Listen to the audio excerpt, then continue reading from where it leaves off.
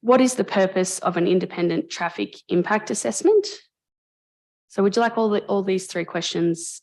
Yep. So the second question, does council know if and how a new 59-lot subdivision in Rutherglen will impact existing roads and road use in the surrounding area outside of the land allocated for the subdivision? And the third question, before a planning permit is issued for a significant 59-lot subdivision in Rutherglen, shouldn't the recommendations of a traffic impact assessment report be known and articulated to enable councillors to consider all aspects of the application and ensure that the required conditions are included on a planning permit? The Director of Planning and Corporate Services. Thank you, Madam Mayor. I'll answer all three in one, and I'm just got be succinct going through my head. In answer to all three, the planning process starts broad and narrows down. So there was a development plan done previously for this land, and that talked in more general terms. The report for tonight's meeting is about the subdivision plan and does that meet with the development plan that was previously adopted. If this is adopted tonight, it then moves into a further stage of getting into more detail on traffic assessments, drainage design, and the real infrastructure part of it. So the first question is, what's the purpose of the traffic assessment report? It's to take it from the subdivision design and move towards the engineering design and provide the detailed information there. Does council know how a 59-lot subdivision will impact the roads? In general terms, yes. That's something that was looked at in the development plan. In general terms, it's looked at in this report, but not to the specifics of what needs to be done where and when. And that's where the traffic impact assessment report would then advise council and guide the actual infrastructure that needs to be put onto the ground. The third questions are really, well, they're all good questions, but the third question's a really pertinent one. Should we have that information before deciding on the subdivision? That's a difficult one, because in a perfect world, you have all of the information at each of these stages. The problem that we have is that until the subdivision plan is set, we don't know what to call the traffic impact assessment on. So this subdivision started off at 66 lots. What's presented tonight is 59 lots, and it may be altered or amended tonight as council looks at it. And so a traffic impact assessment done previously would have been on 66 lots. Do we do it on 59? So until the subdivision is approved, it's best to hold off on the specific details in the traffic assessment report. The other aspect to this is that a lot of planning permits, particularly for big subdivisions, sometimes take a little while to get to fruition. We've got some very old ones in Indigo Shire where it's many, many years from the planning permit approval to when works commence. So if we got the traffic impact assessment done today, for example, it may or may not be relevant in years to come when the development is starting. So having it in a condition in the planning permit allows for that to be done in a more timely manner before the works commence. So that's the reason why it's done, but I do acknowledge that it would be nice to have all of that information up front right now. Thank you. Our second question is from Robin McLeish. Our governance rules require that the person asking the questions be present, and I note that Robin is not here, so we will leave that one. That concludes open forum, and we ask, is there any community and council achievements? No? Any condolences? No. Item 8 is confirmation of minutes from the previous meeting. The recommendation is that the minutes of the council meeting held on October the 25th, 2022, as published on council's website, be confirmed. Can I have someone to move that? Moved by Councillor Croucher, seconded by Councillor Tyson. Would you like to speak? Anybody against? Carried. The second recommendation is that the minutes of the statutory meeting held on the 22nd of November 22, as published on Council's website, be confirmed. Can I have someone to move that? Moved Councillor Shepherd, seconded by Councillor Horn. Councillor Shepherd, do you wish to speak? I do. I'd like to congratulate you on being 7-0 voted in as the mayor, and to Councillor Gaffney too as deputy. Congratulations. Thank you. Councillor Horn, do you wish to say anything? Is anyone against? Carried. Item 9 is business arriving from the previous minute, and there is a question from Councillor Horn and an answer provided in the agenda. Item 10 is petitions. No petitions received. We move on to item 11, planning and corporate services. Item 11.1 is the October 2022 finance report. The recommendation is that council accepts the October 2022 finance report. Could I have someone to move that? Moved Councillor Gaffney, seconder Councillor Croucher. Councillor Gaffney. The October finance report shows that Indigo Shire Council is $685,000 favourable on a year-to-year basis compared to 2022-2023. Our financial position is still favourable to forecast. Councillor Croucher, would you like to speak? I would just like to accept the October finance report, as the financial position is favourable to the forecast, and the bottom line is a favourable incident to that forecast. Thank you. Would anybody else like to speak to the motion? Is anybody against the motion? Carried. Moving on to item 11.2, planning permit application PP 220074 144 Reedy Street, Rutherglen. It's an item for decision. The recommendation is that council issues a planning permit for the 59 lot subdivision of land at 144 Reedy Street, Rutherglen, and the removal of native vegetation subject to conditions at attachment 6. Do I have someone to move that? Moved by councillor. I'd like to move an amendment to that. An amendment? Okay, Yep. What's your amendment? My amendment is that council issues a planning permit for the 59 lot subdivision of land at 144 Reedy Street, Rutherglen, and the removal of native vegetation subject conditions attachment 6. Number 2, provides letters received during this planning process to council's infrastructure team for consideration prior to the certification of plans required in condition 1. Okay, so That's the motion. That's the motion now. So it's not an amendment, that is the motion. So you're moving that motion, and it will be seconded by councillor Goldsworthy. Would you like to speak to the motion? We've had a number of people have sent in submissions with concerns regarding the traffic assessment and other drainage concerns, and I can really understand. We had quite a discussion about our concerns around wanting to know in the first case what that statement's going to say. But this, I think Greg Pinkerton has given us quite a good background as to why we can't do one beforehand. But I think if we include the submissions that came with their concerns, I think are quite reasonable concerns, and they are part of the discussion when this is reviewed by the infrastructure team, I think that might be of assistance. Councillor Goldsworthy, you'll reserve your right. Would anybody else like to speak to the motion? Councillor Horn.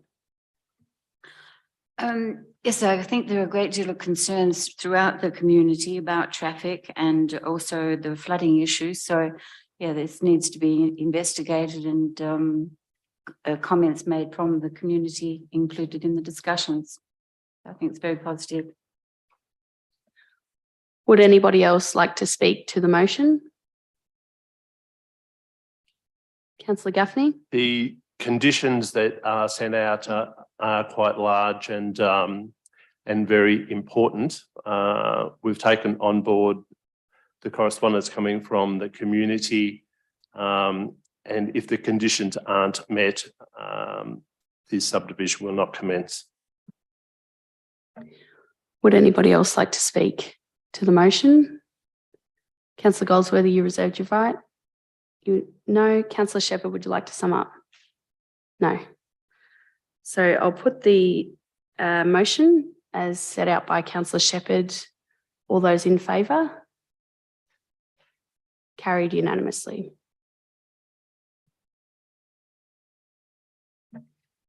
Item 11.3 is the planning permit application PP 210142 for Fleury Court, Beechworth. It's an item for decision.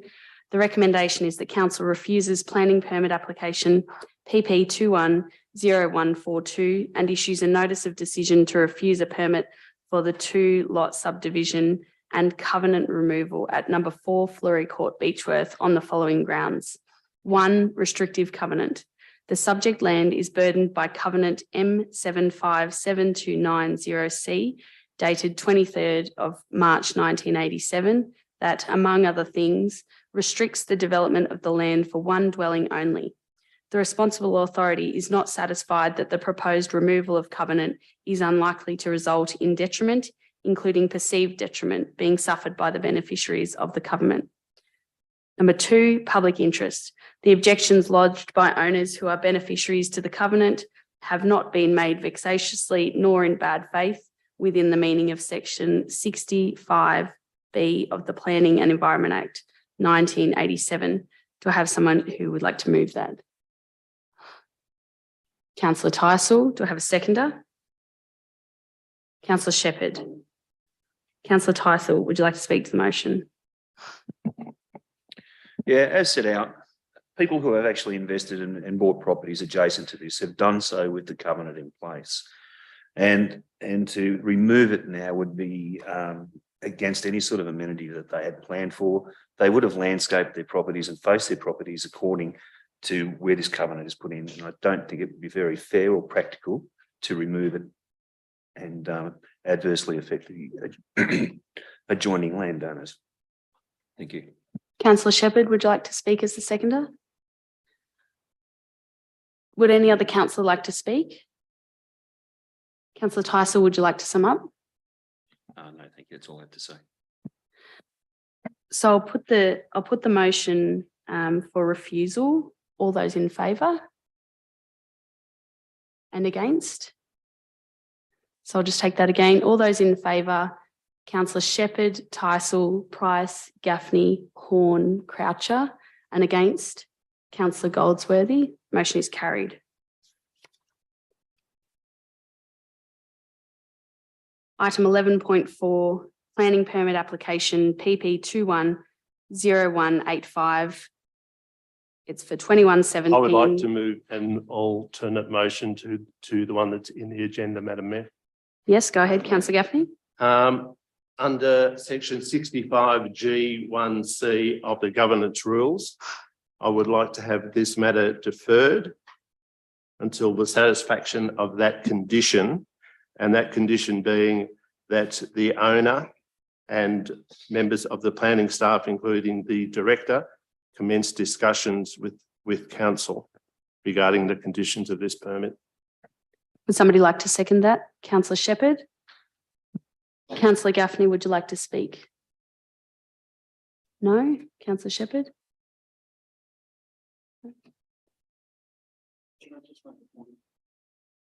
Procedural motion? For deferral? Yes? No. Thank you.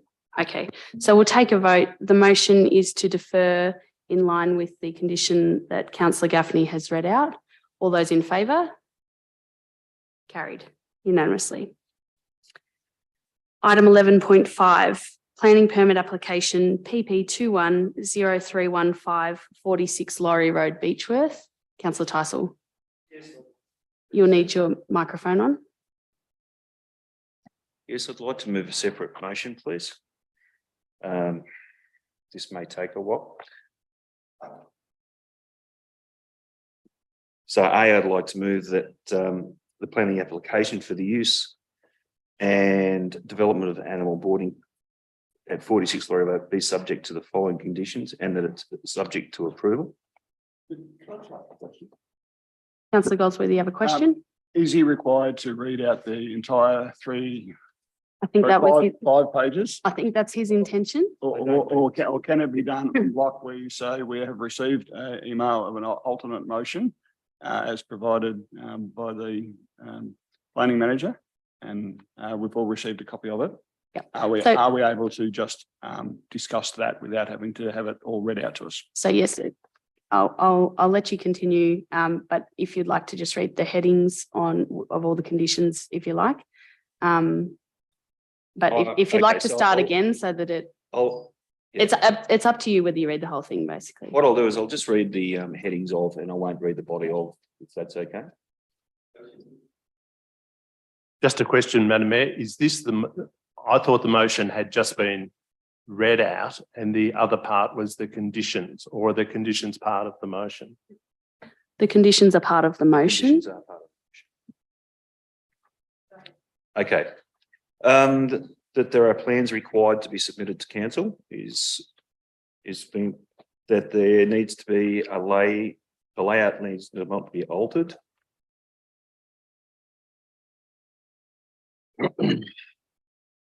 Or the external materials and colours need to be addressed. Operational and market management and a management manual need to be supplied. 6 and 1 that was a priority with some of the objectives was waste. 7 is car parking.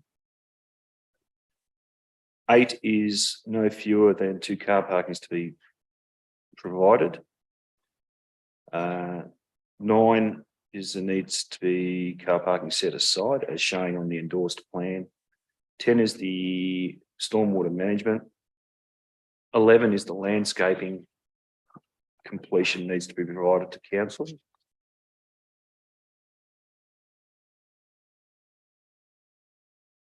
13, not more than 4 dogs can be kept on the site at any one time. 13 addresses the kennels, as was 14. 15 talks about dog management. 16 and 17 address feeding. 18 is to address fencing. 19 and 20 are to discuss or address the problems of waste disposal from the property. 21 addresses the owner to be on site or person to be on site to look after the animals. 22 is in compliance with the code of practice for the said activities. 23 is to address noise levels. 24 addresses the monitoring of noise levels. 25 is general amenities. And 26 is expiry of permit if not enacted. So at this stage, Councillor Tyson, you're moving that motion. I am. You're the mover. I'm happy to second that, Madam And Mayor. Councillor Gaffney is the seconder. And we'll just be clear, ordinarily we would read out all of the motion, but as you could hear, there are some 26 conditions with a number of items attached to each, but just so that, that people are aware, this is a motion for approval with the conditions that are set out under the headings that Councillor Tyson has read. So Councillor Tyson, you've moved the motion and Councillor Gaffney has seconded. Would you like to speak? Yes, I would. So the applicant has been in business serving the Beechworth and broader community for over 4 years. This is a completely different enterprise to our standard boarding kennels, which serve our area and is not a reflection of other providers.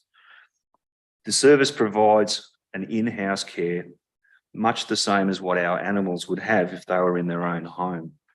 Whilst this is a premium product and probably wouldn't suit many people, it addresses those people in our communities who, for them, their dogs are not just an animal, they're part of their family.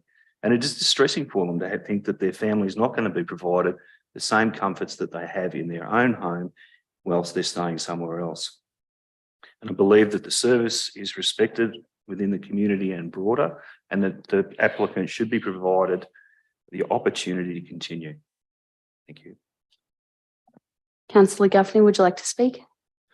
Thank you, Madam Mayor. As Councillor Tyson said, this business has operated for 4 years, and to our knowledge, there's been no complaints. There are a large number of conditions. Some of them are onerous but can't be overcome.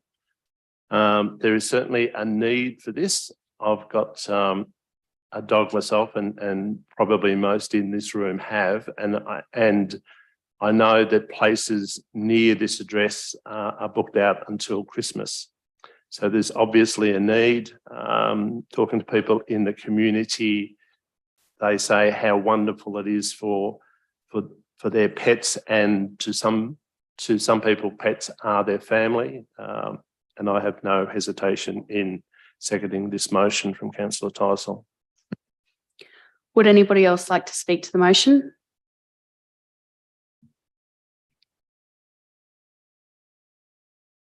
Councillor Tyson, would you like to sum up? Yeah, in summary, I would like my fellow councillors to support the motion as it stands. There are quite a lot of conditions that need to be applied to it, and I feel that they will more than satisfy any community concern as to any complaints that were received. Thank you. So I'll put the motion, which again is for approval, as set out by Councillor Tyson. All those in favour? Carried unanimously.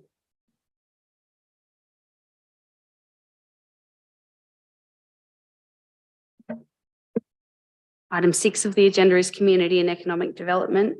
We go to item 12.1, the Rutherglen Silo Art Precinct, draft business case and concept design report. This is a matter for decision. The recommendation is that council approve the release of the draft Rutherglen Silo Art Precinct report, business case and concept plan for public exhibition. And could I get somebody to move that? Councillor Shepherd. And Councillor Shepherd, will you have a mind to include a date that these might come back? Yes, it should go out to public exhibition till the end of January, which was the 30th, is or 31st of January, whatever the last day of January is. So the motion is now, as I've just read, with the 31st of January, moved by Councillor Shepherd, seconded by Councillor Croucher. Councillor Shepherd. As is written in the report, this could be a game changer for Rutherglen, and the whole master plan, concept plan for that whole area has been part of the Rutherglen Place Plan project, been very well supported by them, and they've even gone into specifically looking at the senior sits area and what would happen there. So it's a gateway to Rutherglen, really, that they're looking for. So taking it from beyond just the silos at the moment into an arts tourism precinct and community precinct. At the moment, the silos are privately owned, but the concept is to be able to use the outside of them for light displays and AV showing. So it looks like a great concept, and if it can get off the ground, I think it'll be very exciting if we can get some funding for it. I think we've applied for some funding through the money that we have that the area has received, and this is one of our plans. So let's hope that this gets up for funding as well. Councillor Croucher. Yeah, I agree wholeheartedly with you. I think this project has the possibilities of another tourism attraction for Rutherglen, along with its cycling tracks, wine and general heritage scenery and culture. The planned project will also enhance the many charming aspects Rutherglen has to offer. Thank you. Would anybody else like to speak to the motion? Councillor Gaffney. I think it's worth noting that it's a business case and concept plan only. It's not saying that all of this is going to happen, but we're after community feedback on all aspects of it. It's quite a lengthy document, but I think you'll find it all very interesting and looking forward to getting public submissions from the Rutherglen community. Councillor Horn. Yes, I think this is a really exciting opportunity for the people of Rutherglen and the many tourists that we have visiting the town to enjoy a whole lot of experiences and provide a lot of sort of social engagement opportunities as well. So yes, it's important that everybody has a look at it and contribute their ideas and aspirations. Would anybody else like to speak to the motion? Okay, I'll put the motion. All those in favour? Carried unanimously. Item 12.2 is the Rutherglen Geocaching Tourism Event, April 2023. It's an item for decision, and the recommendation is that council provides $6,000 in funding to Geocaching Victoria to stage a geocaching mega event in Rutherglen in April 2023. To have someone to move that. Councillor Tyson, seconded by Councillor Horn. Councillor Tyson, would you like to speak? Yeah, for those who don't know what geocaching is, it's basically an organised treasure hunt used through an app on your phone. I think it just shows that how diverse the events are that come to Indigo Shire, and that how appealing we are outside of here to people to come in and hold events. We have large open areas, we have nice venues, and we have variety in both open and bushland, nice bush tracks and roads, which will all help for this event. Thank you. Councillor Horn, would you like to speak? Yes, this idea was brought to us by a local resident, and it's an international operation that's been going on for quite some time, and it's got quite a following. So it'll be interesting to see how it spans out, and we look forward to inviting lots of people to enjoy our town.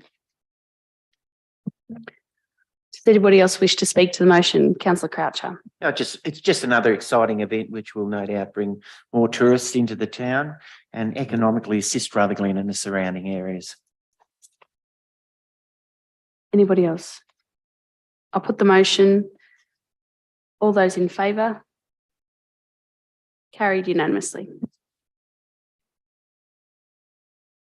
Item 7 is infrastructure services, and we move to item 13.1, which is the October Capital Works report.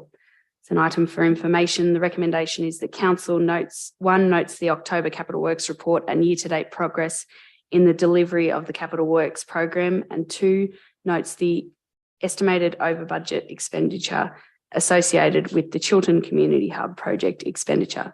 Do I have someone to move that motion? Moved Councillor Croucher, seconded Councillor Tyson. Councillor Croucher. The continued wet weather conditions have challenged the delivery of the Capital Works program, and it's quite understandable that there has been significant reductions in project delivery. However, despite these challenges, the infrastructure services team have done an excellent job in very trying conditions. Councillor Tyson, would you like to speak? Yeah, all I'd like to say is that despite the setbacks and some increased costs, the delivery of this particular venue is still very close to completion. Would anybody else like to speak to the motion? Would you like to sum up as the mover, Councillor Croucher? I'll put the motion. All those in favour? Carried unanimously. Item 8 is executive management. We move to item 14.1, the Community Engagement Strategy 2022 to 2025. It's an item for decision. The recommendation is that council adopt the Indigo Shire Council Community Engagement Strategy 2022 to 2025. Do I have someone to move that? Councillor Shepherd, do I have a seconder? Councillor Croucher. Councillor Shepherd? This strategy has been out to the community. We had one submission in reply speaking about putting up sort of signage so that people could see important notices. And I think that's something we're going to be looking into anyway, so we appreciate that feedback. Thank you. Community engagement, I think we've really got quite good at it. And I'd like to thank the community engagement team. Well, there's not many of them, but thank you very much, because I really do think, as this strategy points out, we have got a number of ways that we engage with the community now. We have our advisory committees, we have our steering committees, we have the people who are on that large group on the email list, that everything goes out to them, they're able to give feedback. We use all the Facebook pages, we use social media. I think we really are starting to get out to the community in good time, so that they have an opportunity to be part of the decision making, and that's really important to all of us, staff and councillors. We've really worked hard at trying to improve this, and we're always open to feedback on how we could improve more. So I think this is great that we've finally finished this group of community engagement documents and templates. And thank you very much for the work you've done on it. And thank you to the community for your input always. Councillor Croucher, would you like to speak as second? Just a couple of words. The Indigo Shire community has made it clear that they wish to be involved in the decisions that affect them.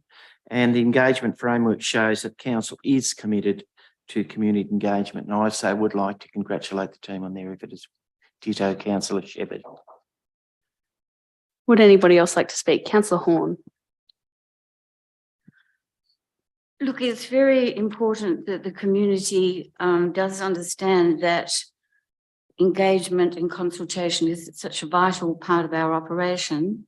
And we've recently received quite a disappointing community survey result, illustrating the fact that we need to actually have some work done on our consultation and engagement. I'd just like to ask Melinda Collis, our Executive Manager, Experience and Engagement, if she could just outline the additional measures that have been taken to address the areas that have declined. Thank you, Councillor Horn, for your question. Through you, Madam Mayor. The annual Community Satisfaction Survey provides us with a benchmark against other rural councils throughout Victoria.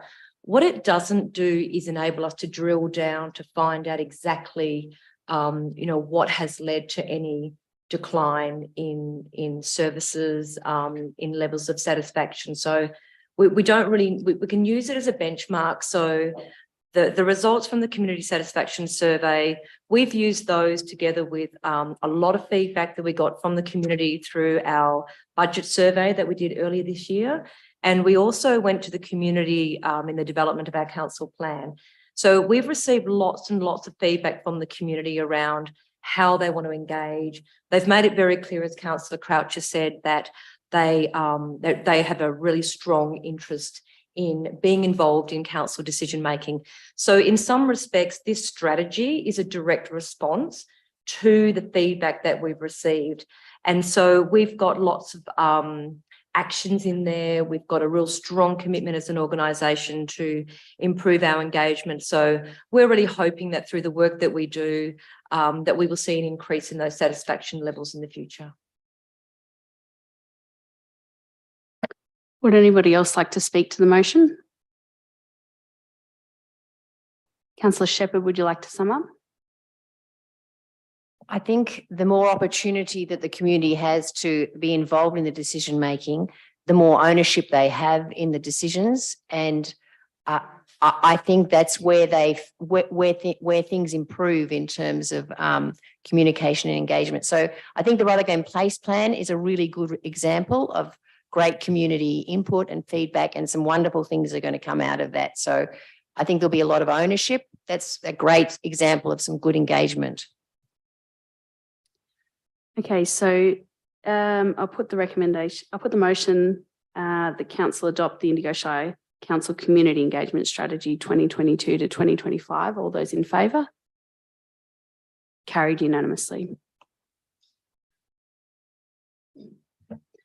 Item 14.2 is the Audit and Risk Committee Remuneration and Charter. It's an item for decision. The recommendation is that Council 1 approves the following change to the Audit and Risk Committee Charter, that the second paragraph under the heading Remuneration of Committee Members be replaced with the Council will review the remuneration for non-councillor committee members annually by resolution of Council. Remuneration will be paid to the independent members for each meeting they attend, with a higher amount to be paid per meeting to the chair of the committee. Independent committee members will be reimbursed for travel required to attend meetings in accordance with the cents per kilometre figure approved in the enterprise agreement for council officers. On application to the CEO, independent members may also be eligible for reimbursement of accommodation costs in accordance with the council expense policy. And number 2, sets the remuneration for the non-councillor audit and risk committee members for each meeting as follows: $550 for the chair, $450 for other non-councillor members. Do I have someone to move that motion? Councillor Gaffney. Do I have a seconder? Councillor Shepherd. Councillor Gaffney. Okay, Mayor Price and I are both members of the Audit and Risk Committee. We obviously don't get the remuneration, but the committee, the independent members of the committee are highly qualified. There's accountants and other people who are on other audit committees who've got a really large responsibility. They hold the executive of council to make sure that they abide by the rules. They look into finance and other matters. And I think that this is a very small amount to pay. It's really just out-of-pocket expenses. Councillor Shepherd, would you like to speak as the seconder? I absolutely agree that the Audit Committee is a very important committee, and they are certainly of high expertise and experience, and appreciate their input, and they need to be paid. Yes. Would anybody else like to speak? Before I ask the mover to sum up, I'd just like to say how important it is to be able to attract really high quality independent members to this committee. I've been on this committee for 6 years now. It provides invaluable insight to councillors, to the organisation. And so I'm really pleased to see that the remuneration and expenses is coming into line with other councils that we're always fighting to attract similar members from. So I'll ask the mover to, if he would like to sum up. Councillor Gaffney, no. So I'll put it to the vote. All those in favour? Carried unanimously. Item 14.3 is Instrument of Appointment and Authorisation Planning and Environment Act 1987. It's an item for decision. The recommendation is in the exercise of the powers conferred by Section 224 of the Local Government Act 1989 and the other legislation referred to in the Act attached instruments of appointment and authorisation. Indigo Shire Council resolves that 1, the members of council staff referred to in attachment 1 and 2 be appointed and authorised as set out in the instrument, and 2, the instruments in the attachments come into force immediately upon resolution of council and are revoked on the date the officers cease employment by council or until council determines to vary or revoke it. Can I have someone to move that? Councillor Gaffney, can I have a seconder? Councillor Tyson? Councillor Gaffney. I think everybody in Indigo Shire knows that the planning department at Indigo Shire has been under the pump. We've lost a number of senior staff to other councils for a variety of reasons, and to have those vacancies now filled by another 3 planners, I think it's a credit to Director Pinkerton, who has been under the pump himself and doing a lot of work himself with very few staff, and I'm sure that these 3 new people will be of great assistance to him. Councillor Tyson, would you like to speak as a seconder? No, I'd just like to agree with Councillor Gaffney that hopefully the hard work of our director pays off with the staff he's recruited. Would anybody else like to speak to the motion? Back to you as the mover, Councillor Gaffney. Would you like to sum up? I'm fine, thank you. I'll put the motion. All those in favour? Carried unanimously.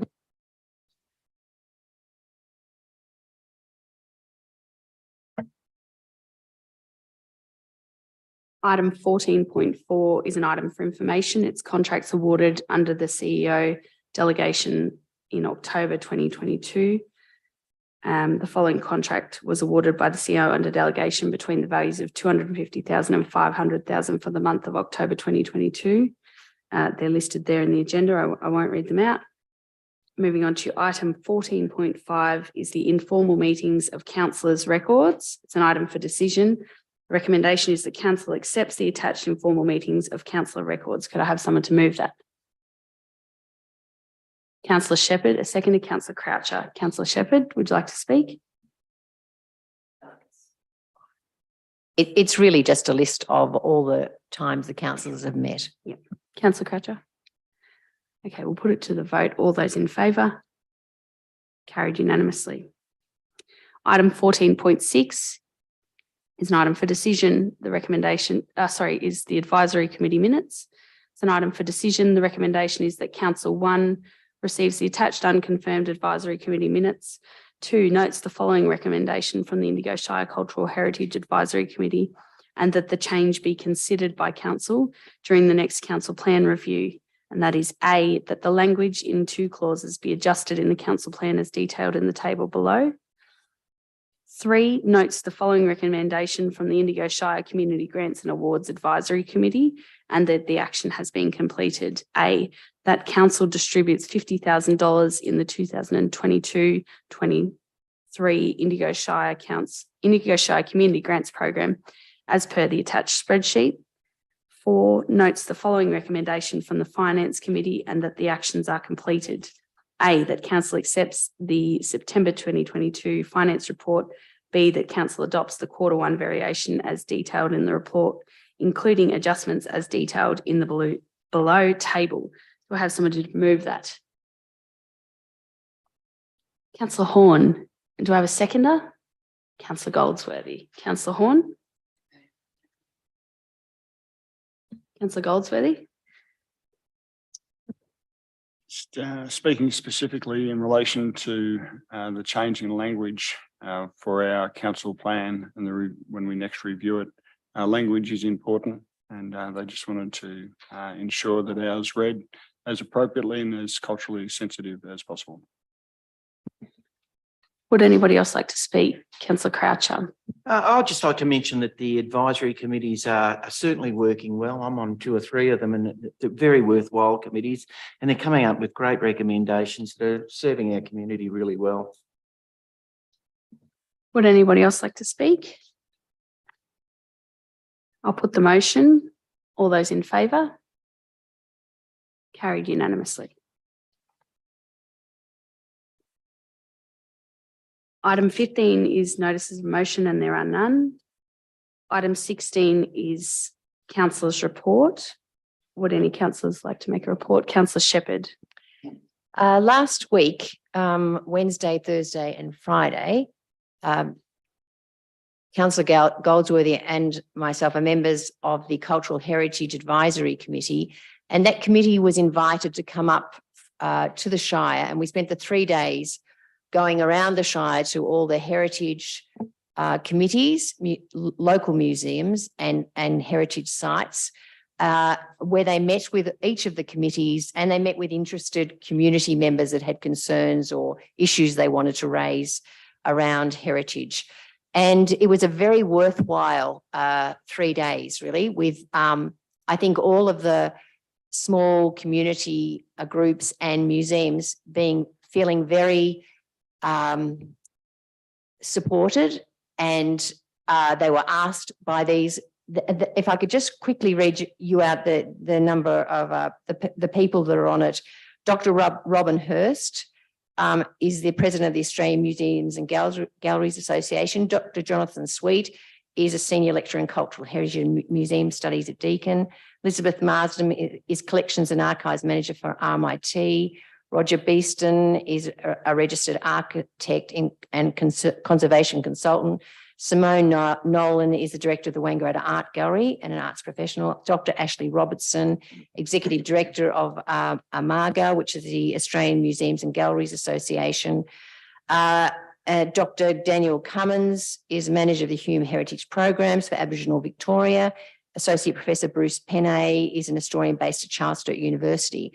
So they, thank you for allowing me to read them, but they are an amazing group of experts in the area of heritage, and to have them here for 3 days, looking at all, familiarising themselves with the Shire, finding out what people's concerns were. They were excited and very engaged, and they're all working, as you can see from whatever, they're all working full-time, all very busy people, and they took those 3 days out as volunteers to come and speak. So I'd like to thank Cameron Orty, thank you, and Ashley for the work they did in creating this program and getting them up here. So yeah, a really great 3 days. And perhaps a summary of that could go into our next weekly update as well, just so that we can make the community aware of the different connections that committee was able to make. Anybody else have a councillor report? Councillor Goldsworthy. Just to add on to what Councillor Shepherd has said, it was a valuable experience for myself as a councillor and also for the community.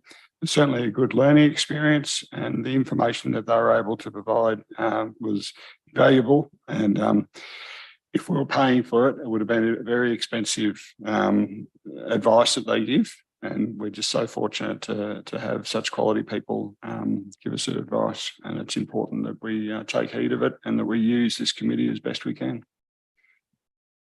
Thank you. Councillor Gaffney, you had a report?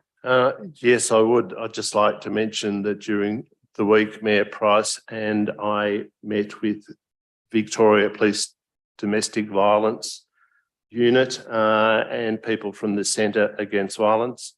It was good to represent the people of Indigo Shire and show our support. Victoria Police had 4 members there, and there would have been 6 from the Centre Against Violence. It's a most important issue, and I think it's good that council has got involved, and there's now people who we can contact if we need to. It was a very good event. Councillor Horn, you had a councillor report? I just had a question about the Heritage Committee. Of those people that were in that tour, how many of them were local people? Simone Nolan is local and Bruce Penney. And Dan Cummins, yeah. 3, yeah. Thank you. And they met with each of the local historical groups and Athenaeums, did they? Yes, you'd be pleased to hear that they met with the new Rutherglen committee, and it was a really great meeting. Yeah. Councillor Croucher. Yes, and they even come out to Tangambalanga, so there you are. I'd like to just mention my visit to Chiltern last week, where I met with local representatives from right throughout the Shire to consider the nominations for the Australian Day various awards that will be taking place. It was very, very good to see the local community get together to keep those awards going. I'd like to mention a couple myself. Council received a presentation from the Youth Ambassadors. That's an annual program that the Shire conducts with, I think it's grade 5 students from lots of our different primary schools. It was really interesting to see that they had to give a presentation to us and a large number of adults. There was the whole spectrum of nerves and confidence, as you would imagine, and I shared their nerves for that day because that was the day I was particularly nervous that I might or might not become the mayor as well. So they did a really good job. It was really interesting to hear from a couple of the parents just how important that program is for some of the children with heightened levels of anxiety, and the progress that they've been able to make through that program. It's really valuable. And I just thank the staff that were able to put it on, in particular Luciana, who's one of our youth officers. I'd make mention of one other meeting that Councillor Gaffney and myself attended on the Thursday, which was the Hume Region Local Government Network meeting. Obviously, the main focus as you might be able to guess, was roads and the infrastructure that we need to advocate for, with the assistance of the acting CEO and the acting director of infrastructure. Councillor Gaffney and I went well armed with exactly what Indigo Council needs to continue to advocate for in terms of roads and the gaps in the infrastructure that we will be funded to re-establish. And at that meeting, I just wanted to note to the council that there was a motion, I don't have the exact wording, but it was requesting to the state government to fund councils for damaged roads, bridges and other infrastructure. And the basis of that motion was that they have to be built back better. So the infrastructure that goes in has to be, as it says, built back better. And so that was a motion that was put and endorsed by that committee, a really powerful advocacy committee for the region. Would any other councillor like to make a councillor report? No. So item 16.1 is the Mayor's diary for October, which is of course Councillor Gaffney's diary. It's there for information if any councillors had any questions. Item 9 is the decision register. So again, for information, the decisions register is at 17.1 and the report outlines actions from council resolutions as at 31 October 2022, including those not previously listed as completed but not resolutions to note a report. Item 18 is general business. Do we have any general business? Councillor Shepherd. Yes, I just wanted to thank the Indigo Shire Youth for Climate Action, who you might not have heard of, but they've been working for 2 and a bit years as a youth group supporting climate action in the Shire. They came about during COVID, really. It was all those young people that came back to the Shire, back to the bosom of their family, and it was at the time that we were doing our climate strategic action plan, and they felt that they needed to have input. So they set up a number of Zoom meetings around the Shire and collected feedback and gave it to us. They gave us 3 recommendations to add to the strategy, and we did take them on. So they've also done a lot of work. They ran something in the town hall here where the whole of the Indigo Shire youth were invited, and they did leadership and projects around climate action, and it was an amazing couple of days. So, and there's a whole list of other things that they've done. So I just like to, the thing is they've all gone back to university, they've all gone back out into the world, but they're absolutely umbilically tied to Indigo Shire. So it's great to know they're out there. It's great to know that they're going to become the leaders in the future at Indigo Shire. And I just like to thank them for the work that they've done with our youth and around climate action. I'm wondering whether we can do something, send them an email or a letter or something to thank them. The people involved are Ella, Bridget, Charlie, Ali, and the rest of the team. I think it's a small team. Thanks. I think we could send an email on behalf of the Shire for the council. Yeah, because I just don't want them to slowly to quietly leave the this space. I think we should need to celebrate the fact that for that 2 and a bit years they've done a great job. Councillor Goldsworthy, general business. It is. I'd support what Councillor Shepherd is proposing as well. My general business relates to our swimming pool. I've got a request for action that we re-examine the clause that permits Belgravia to not open our swimming pools if the temperature is below 23 degrees. If we could have a look at that and see if there's some more amenable and practical solution that allows our community to swim when they want to. But also taking into consideration the expense of that. So a better way to balance it. My second request is that in about 3 to 4 weeks, if we can do a bit of a pulse survey on the participants in our swimming pools to see if the alteration in swimming times is working, whether it's effective just because we've changed a few by half an hour or an hour here and there. Okay, so that'll be captured. Does anybody else have any items for general business? Councillor Horn.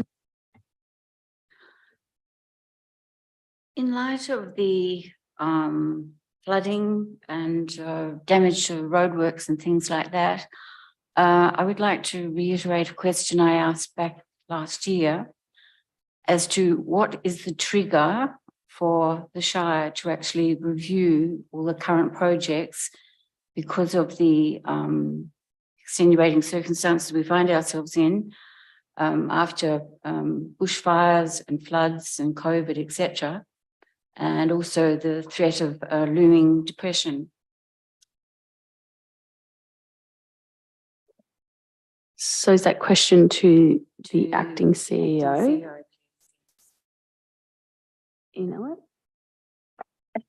Thanks, councillor Horn. Look, I'll do my best and have a go at that. I'm not aware that there is a trigger. I think it's incumbent on all of us to monitor the circumstances that we operate in, our budgets, the circumstances that you've described that, will impact on our community. I'm certainly, seeing, as everyone is right now, some real challenges. I don't see anything in our services that we deliver currently outside anything that we're doing that we need to stop and pause. I think if you look at our capital works program, it is really big. There's a lot of things such as roads. A lot of our capital works have sort of come through grants. So there's, funding tied to specific projects, specific outcomes. A lot of those have come our way in the last 2 to 3 years. We've seen a lot of grant success. So that's sort of during the period, since we've had fires during the COVID era, floods more recently.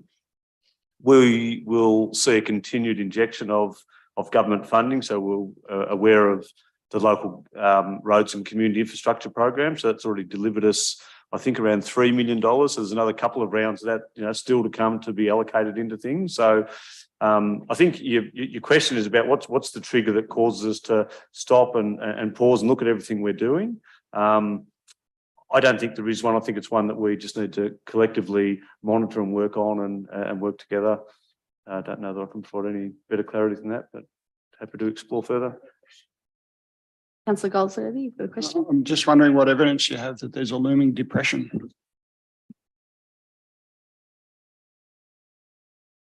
After all these events, and when we look at the projects that we've got going through, a lot of them based on data from 2018 reports, and we've had all these remarkable things happen to us in the meantime. So just as we would with our own personal budgets, we stop and reassess the situation based on what's happening here and now, rather than just going forward with existing plans. It's just the definition of a depression is like 3 or more consecutive years of economic decline and significant of recession, basically. And I don't think we've hit that yet. Well, I'd hate to alert the community to something that isn't Okay, I occurring. think we'll move on from there. Is a better word than recession, yeah. Okay, I think we will ask any more items for general business. No. Okay, so item 10 is, item 19.1 is going to be a confidential item. So that means that we need to ask the gallery to I'd leave. like to move a motion, Madam Mayor, that the council meeting be closed to the public in accordance with section 66 of the Local Government Act, and the circumstances being the meeting is considered confidential information as defined in section 3 of the Local Government Act. Thank you for being so preemptive. I'll get the seconder for that motion is Councillor Croucher. Just wait till we get.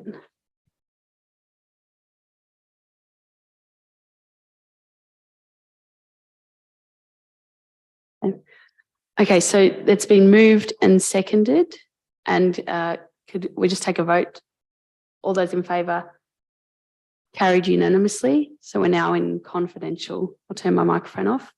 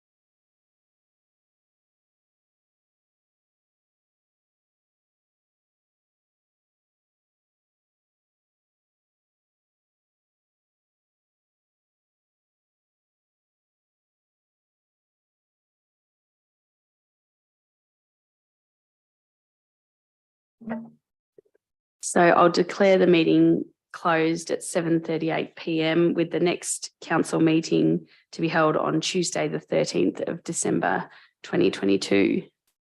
Thank you for attendance.